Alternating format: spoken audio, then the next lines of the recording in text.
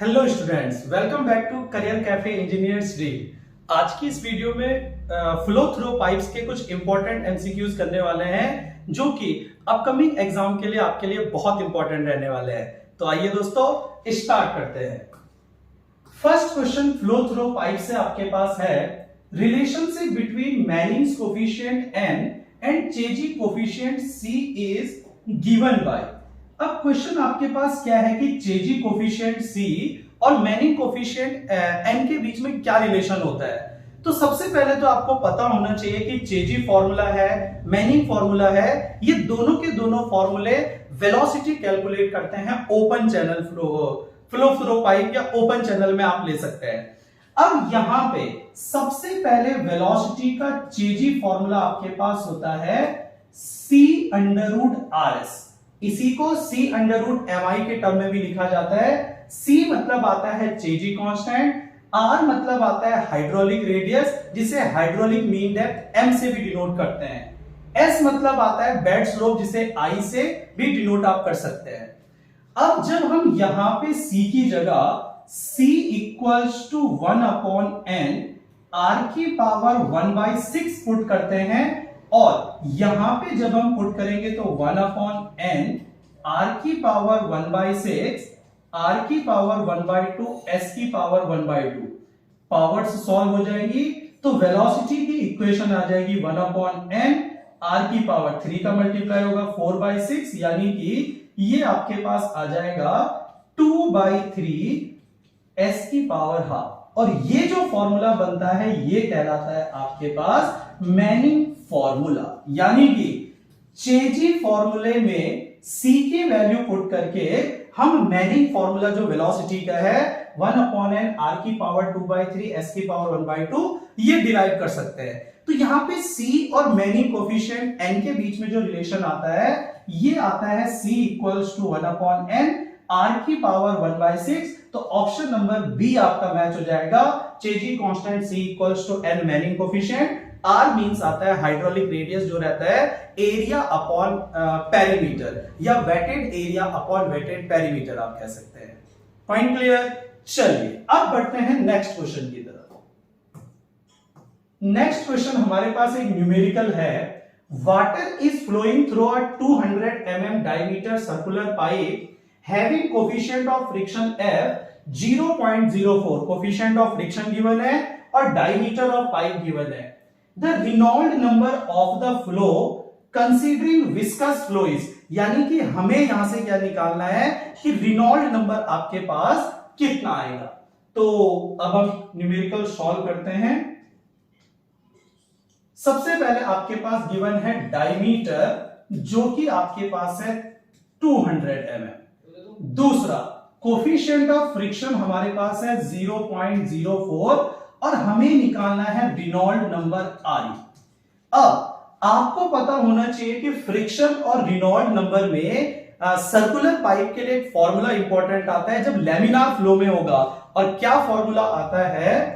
Reynold number equals to, या हम लिख सकते हैं फ्रिक्शन या coefficient of friction equals to 16/RE। ये आपके पास 16/RE आता है लैमिनार फ्लो के लिए।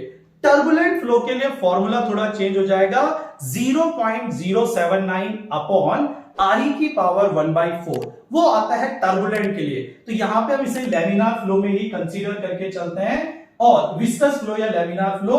तो अब यहां पे RE की वैल्यू निकालनी होगी तो 16/F हम रख सकते हैं। तो 16 F की वैल्यू है 0.04, पॉइंट हटाए ऊपर 2 जीरो लगाया अपॉन 4, 4 जो 16 यानी कि आंसर आ गया 400, ऑप्शन नंबर सी। और आपको पता होना चाहिए कि पाइप फ्लो में 2000 से कम अगर रिनॉल्ड नंबर आता है तो वो लैमिनार फ्लो में रहेगा, 4000 से ज्यादा आता है तो टर्बुलेंट फ्लो में आपके पास रहेगा। तो यहां पे सिंपली हमने F इक्वल्स टू 16/RE या रिनॉल्ड नंबर रख के क्वेश्चन सॉल्व कर दिया। Point clear? चलिए अब बढ़ते हैं नेक्स्ट क्वेश्चन की तरफ। नेक्स्ट क्वेश्चन आपके पास है, in laminar flow through a circular pipe of diameter 200 mm। इस क्वेश्चन में भी हमें पाइप का डायमीटर गिवन है और डायमीटर दे दिया 200 mm। ठीक है। The maximum velocity is 1 metre पर सेकेंड। मैक्सिमम वेलोसिटी हमें गिवन है 1 मीटर पर second. The velocity at distance of 50 metre. देखिए जब डायमीटर 200 mm है तो ये 50 मीटर नहीं होगा, ये आपके पास आएगा 50 mm।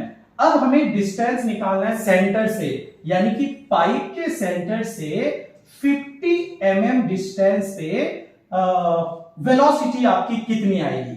अब यहां पे आपको एक फॉर्मूला याद होना बहुत जरूरी है कि v यानी कि किसी भी पॉइंट पे वेलोसिटी इक्वल्स टू आता है मैक्सिमम वेलोसिटी और ब्रैकेट में आएगा 1 minus small r square upon capital R square.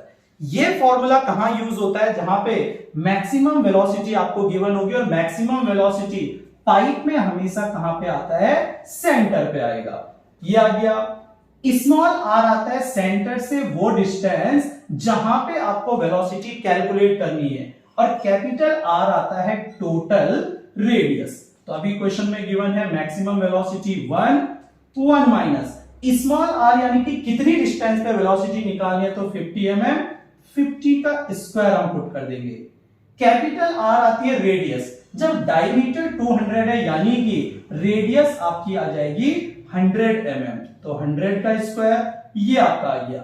50 से 100 कैंसिल करेंगे तो 2 का स्क्वायर यानी कि ये आपके पास आ जाएगा 1 माइनस 1 का स्क्वायर 1, 2 2 जा 4, 1 का 4 माइनस 1 3/4, और 3/4 को हम लिख सकते हैं 0.75, यानी कि वेलोसिटी जो आपके पास आ जाएगी 0.75 मीटर पर सेकंड आ जाएगा। किसी भी पाइप फ्लो में सेंटर में मैक्सिमम वेलोसिटी होती है, और सेंटर से जैसे ही आप बाउंड्री की तरफ जाएंगे वेलोसिटी डिक्रीज होती रहेगी। और किस तरह से डिक्रीज होती है, पैराबोलिक से, पैराबोलिक डिक्रीज होती है। Point clear. और ये फॉर्मूला आपके पास बहुत इंपॉर्टेंट आता है, इसके न्यूमेरिकल एग्जाम में काफी पूछे जाते हैं। चलिए अब बढ़ते हैं नेक्स्ट क्वेश्चन की तरफ। नेक्स्ट क्वेश्चन हमारे पास है, a pipe of diameter 20 centimetre is carrying water, kinematic viscosity 1 centistoke with a velocity of 2.5 metre पर सेकेंड, रेनॉल्ड नंबर हमें निकालना है। अब हमें पता होना चाहिए कि रेनॉल्ड नंबर निकालने का फॉर्मूला क्या होता है। तो दो फॉर्मूले आपके पास होते हैं, या तो हम लिख सकते हैं rho v d upon mu. Rho means mass density या डेंसिटी ऑफ फ्लूइड, वी आएगा वेलोसिटी, डी मतलब diameter of pipe, and mu आता है डायनामिक विस्कोसिटी। अभी क्वेश्चन में काइनेमेटिक विस्कोसिटी गिवन है, तो म्यू और रो आपको पता होना चाहिए कि dynamic viscosity mu divided by mass density rho is known as kinematic viscosity and denoted by nu. तो यहां से हमारे पास फॉर्मूला बन सकता है वी डी अपॉन न्यू। तो हम वैल्यू पुट कर देंगे, v वेलोसिटी आपके पास है 2.5 मीटर पर सेकेंड, डायमीटर हमें 20 सेंटीमीटर गिवन है, और मीटर में इसे पुट करेंगे तो 20 सेंटीमीटर को मीटर में हम लिख सकते हैं 0.2, क्योंकि 20 divided by 100 upon kinematic viscosity 1 centistoke given है, तो 1 सेंटीस्टॉक इक्वल्स टू आपके पास आएगा 1/100 स्टॉक। और आपको पता होना चाहिए कि 1 स्टॉक इक्वल्स टू आता है 10⁻⁻⁴ मीटर स्क्वायर पर सेकेंड। तो जब हम 10⁻⁻⁴ यहां पे पुट करेंगे, अपॉन में 100 है तो ये ऊपर जाके 10⁻⁻�6 बन जाएगा, यानी कि हम यहां पे पुट कर सकते हैं 10⁻⁻6। ये आप सॉल्व करेंगे तो 25 टू जब 50, यानी कि ये आ जाएगा 0.5 डिवाइडेड बाय 10⁻⁻6, ऊपर जाएगा 0.5 इंटू 10⁻6, एंड 0.5 इंटू 10⁻6 मीन्स है 6 जीरो आपके पास रहेंगे, तो ये आ जाएगा 5, 1 2 3 4 5, यानी कि 5 लाख आपके पास वैल्यू आ जाएगी। ऑप्शन नंबर ए आपका आ जाएगा। तो ये फॉर्मूला बहुत इंपॉर्टेंट है, और इस फॉर्मूले के बेसिस में न्यूमेरिकल एग्जाम में बहुत ज्यादा आते हैं। तो उम्मीद है कि आप लोगों को सारे के सारे पॉइंट्स क्लियर हो रहे होंगे, और इन एमसीक्यूज के साथ फॉर्मूला, थ्योरी सब चीज हम रिवाइज करके चल रहे हैं ताकि पाइप फ्लो का चैप्टर आपका कंप्लीटली क्लियर हो जाए। चलिए अब बढ़ते हैं नेक्स्ट क्वेश्चन की तरफ। नेक्स्ट क्वेश्चन हमारे पास है, for a laminar flow through a circular pipe the maximum velocity is. अब लैमिनार फ्लो के लिए सर्कुलर पाइप में मैक्सिमम वेलोसिटी और एवरेज वेलोसिटी के बीच में एक रिलेशन आपके पास आता है, और रिलेशन कितना आता है, maximum velocity equals to 2 times the average velocity, यानी कि एवरेज वेलोसिटी का दुगना होता है। ये फॉर्मूला आता है आपका जब आपके पास पाइप सर्कुलर पाइप होगा और लैमिनार फ्लो में है। इसी का एक रिलेशन आता है पैरेलल प्लेट्स के बीच में। अगर लैमिनार फ्लो है तो पैरेलल प्लेट्स के लिए V max इक्वल्स टू आता है 1.5 V एवरेज, यानी कि अगर लैमिनार फ्लो सर्कुलर पाइप में है तो 2 गुना होगा। अगर आपके पास पैरेलल प्लेट्स के बीच में आपके पास लैमिनार फ्लो है तो आपके पास 1.5 गुना यानी कि 1.5 टाइम्स होगा। तो इस क्वेश्चन का आंसर आपका आ जाएगा 2 टाइम्स द एवरेज वेलोसिटी। चलिए अब बढ़ते हैं नेक्स्ट क्वेश्चन की तरफ। नेक्स्ट क्वेश्चन हमारे पास है, the value of kinetic energy correction factor and momentum correction factor for laminar flow in pipes is, यानी कि काइनेटिक एनर्जी करेक्शन फैक्टर और मोमेंटम करेक्शन फैक्टर की वैल्यू लैमिनार फ्लो के लिए कितना होता है। तो सबसे पहले आपको पता होना चाहिए कि काइनेटिक एनर्जी करेक्शन फैक्टर को डिनोट किया जाता है अल्फा से और मोमेंटम करेक्शन फैक्टर को डिनोट किया जाता है बीटा से। काइनेटिक एनर्जी करेक्शन फैक्टर आपके पास होता है काइनेटिक एनर्जी पर second based on actual velocity, यानी कि ऊपर आपके पास काइनेटिक एनर्जी निकाली जाएगी एक्चुअल वेलोसिटी से और नीचे आएगा काइनेटिक एनर्जी पर second based on average velocity. आपको पता है काइनेटिक एनर्जी हाफ mv² होता है, यहाँ पे वेलोसिटी आपके पास आएगी। तो एक्चुअल वेलोसिटी से काइनेटिक एनर्जी पर सेकंड निकाला जाएगा और एवरेज वेलोसिटी से काइनेटिक एनर्जी पर सेकंड निकाला जाएगा। तो इनका ही रेशियो कहलाता है kinetic energy correction factor. Same momentum correction factor की बात करें तो मोमेंटम पर second based on actual velocity, यानी कि मोमेंटम आपने निकाल के चलना है एक्चुअल वेलोसिटी के बेस पे और मोमेंटम पर second based on average velocity, ये कहलाएगा आपके पास मोमेंटम करेक्शन फैक्टर। इनके फॉर्मूले की बात करें तो ये भी आपको पता होना चाहिए, अल्फा इक्वल्स टू आता है 1/a integration from 0 to a v/v whole cube dA। जबकि अगर आप मोमेंटम करेक्शन फैक्टर की बात करें तो 1/a 0 to a v/v whole square dA, ये आपके पास आता है momentum correction factor.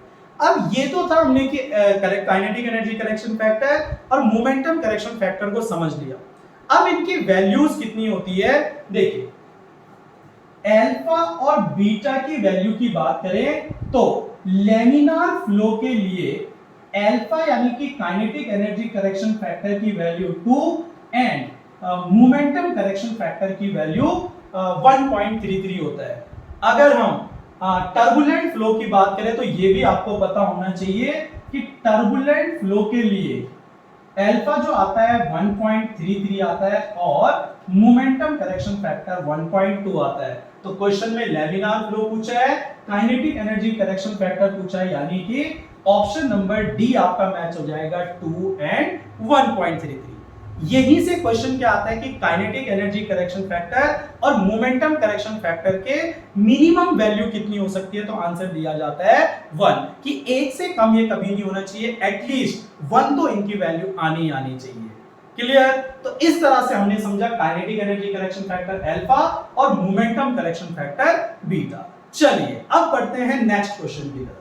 Next question हमारे पास है, laminar flow through a circular tube was studied experimentally by, जो भी सर्कुलर पाइप में आपके पास फ्लो बताया गया कि पैराबोलिक होता है, हेड लॉस का फॉर्मूला 32 μVL अपॉन WD², ये भी फॉर्मूला दिए गए। तो ये सारे एक्सपेरिमेंट जो किए गए, फॉर्मूले दिए गए, ये हेजन-पॉज़ली ने दिए थे। तो ये आपको क्लियरली याद रखना है कि सर्कुलर पाइप में आपके पास जो फ्लो दिया, लैमिनार फ्लो के फॉर्मूले दिए, एक्सपेरिमेंट किए गए, ये हेजन-पॉज़ली ने किए।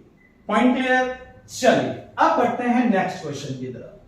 नेक्स्ट क्वेश्चन है the velocity distribution across the section of pipe for the flow of viscous fluid through circular pipe. Circular pipe में आपके पास फ्लो कैसा होता है? तो ये आपको पता होना चाहिए कि लैमिनार फ्लो के लिए पाइप में आपके पास फ्लो पैराबोलिक होता है। कैसा आएगा?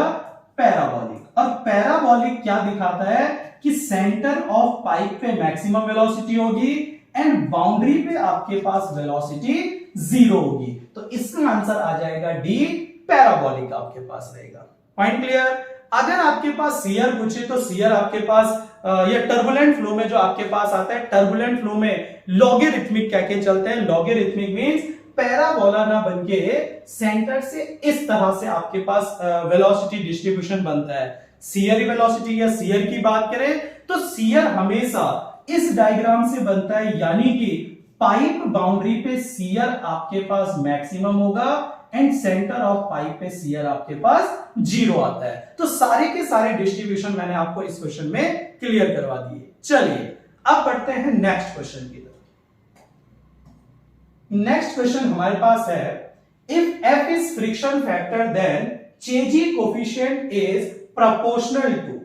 अब देखिए आपको पता होना चाहिए कि फ्रिक्शन फैक्टर से Kg फॉर्मूला कैसे डिराइव करते हैं। देखिए आपके पास दो फॉर्मूले होते हैं हेड लॉस के। एक आता है 4FLV² अपॉन 2GD जो गिवन था डार्सी विस्बैक ने। ये दिया था डार्सी विस्बैक ने, और डार्सी विस्बैक का हेड लॉस का फ्रिक्शन फॉर्मूला ये कहलाता है।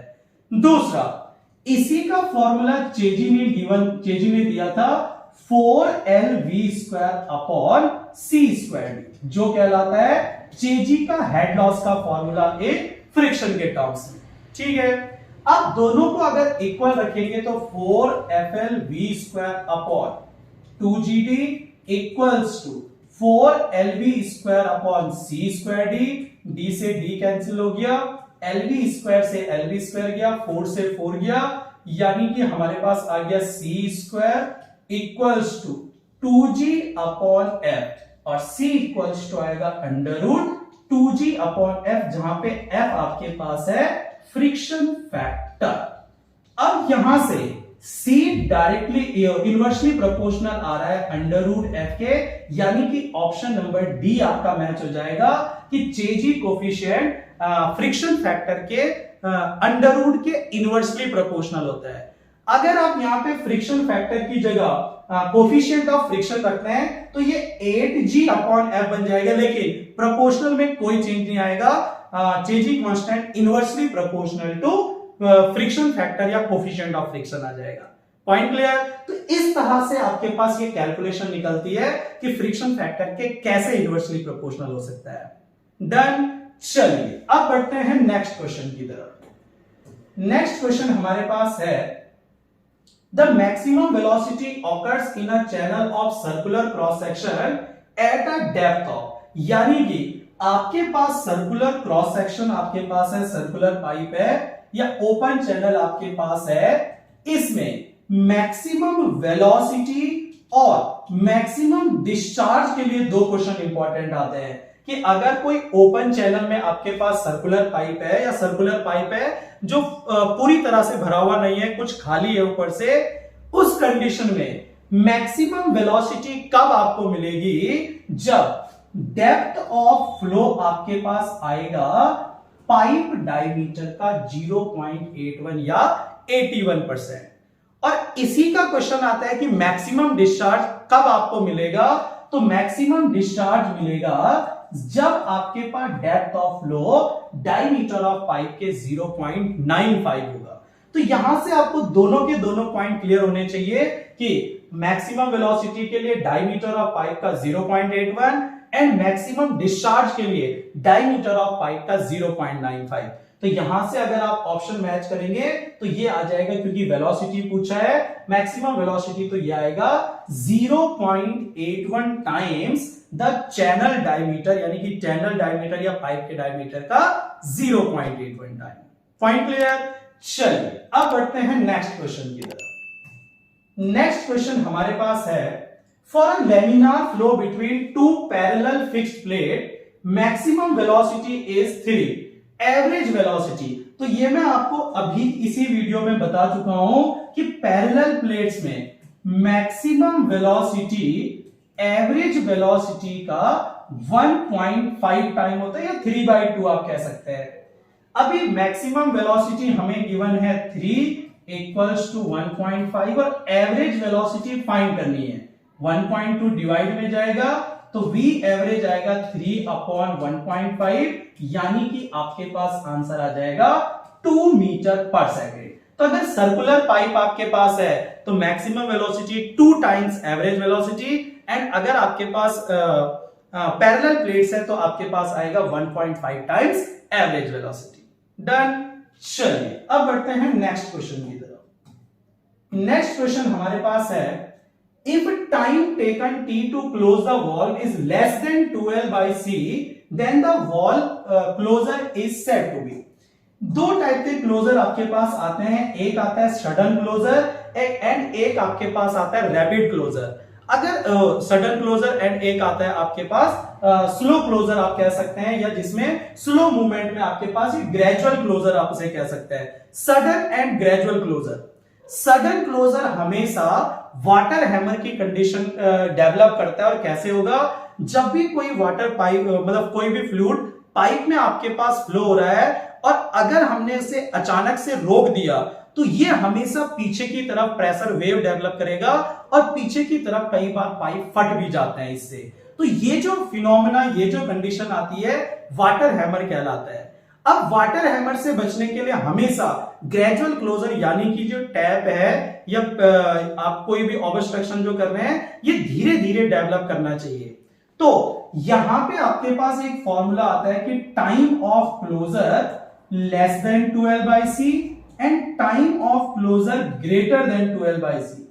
अगर लेस देन 12/c आपके पास है तो ये सडन क्लोजर कहलाता है, एंड अगर ग्रेटर देन 12/c है तो ये ग्रेजुअल क्लोजर कहलाता है। और हमेशा वाटर हैमर से प्रिवेंट करने के लिए, बचाने के लिए पाइप को ग्रेजुअल क्लोजर में आपको रखना चाहिए। तो क्वेश्चन क्या पूछ रहा है कि time taken T to close the valve या time of closure is less than 12/c, तो आपका आंसर आ जाएगा सडन क्लोजर। Point clear? चलिए अब बढ़ते हैं नेक्स्ट क्वेश्चन की तरफ। नेक्स्ट क्वेश्चन हमारे पास है, the loss of head at entrance of pipe from a large vessel is given by the formula। यानी कि हेड लॉस एट एंट्रेंस आपके पास पूछ रहा है, तो इसका आंसर आपके पास आ जाता है 0.5 v²/2g। अगर आपके पास सडन एनलार्जमेंट, यानी कि पाइप का डायमीटर आपके पास बढ़ जाता है, तो हेड लॉस का फॉर्मूला आपको पता होना चाहिए, v1 माइनस v2 का होल स्क्वायर अपॉन 2g। अगर सडन कॉन्ट्रैक्शन आपके पास आ रहा है तो सडन कॉन्ट्रैक्शन के लिए हेड लॉस का फॉर्मूला आता है 0.5 v²/2g। ये दोनों फॉर्मूले आपको क्लियर होने चाहिए। अब सडन कॉन्ट्रैक्शन वाली कंडीशन आपकी एंट्रेंस पे भी आती है। क्यों? अगर कहीं टैंक से आपके पास वाटर किसी पाइप में एंट्री कर रहा है तो कॉन्ट्रैक्शन आपके पास आता है। अगर सडन एनलार्जमेंट की कंडीशन क्या आती है कि किसी पाइप से किसी टैंक या ओपन एरिया में कहीं पे पानी जा रहा है तो वो सडन एनलार्जमेंट में आएगा, तब आपके पास फॉर्मूला क्या आता है, v1 माइनस v2 का होल स्क्वायर अपॉन 2g आ जाएगा। Point clear?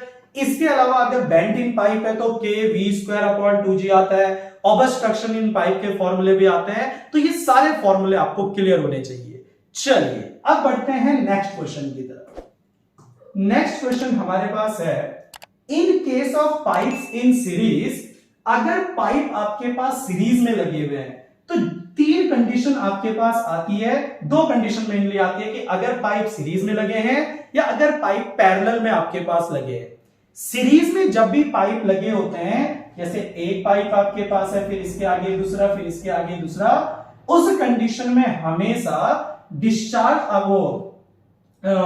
आपके पास कांस्टेंट रहता है और हेड लॉस आपका क्या हो जाएगा, ऐड हो जाएगा। यानी कि इस कंडीशन में डिस्चार्ज क्या रहेगा, same, and head loss should be added. Head loss क्या किया जाएगा, ऐड किया जाएगा। जबकि अगर पैरेलल पाइप की कंडीशन आपकी बन रही है या पैरेलल पाइप आपके पास आ रहे हैं, तो डिस्चार्ज हमेशा ऐड किए जाएंगे, जैसे कि Q1 Q, ये डिस्चार्ज ऐड हो जाएगा।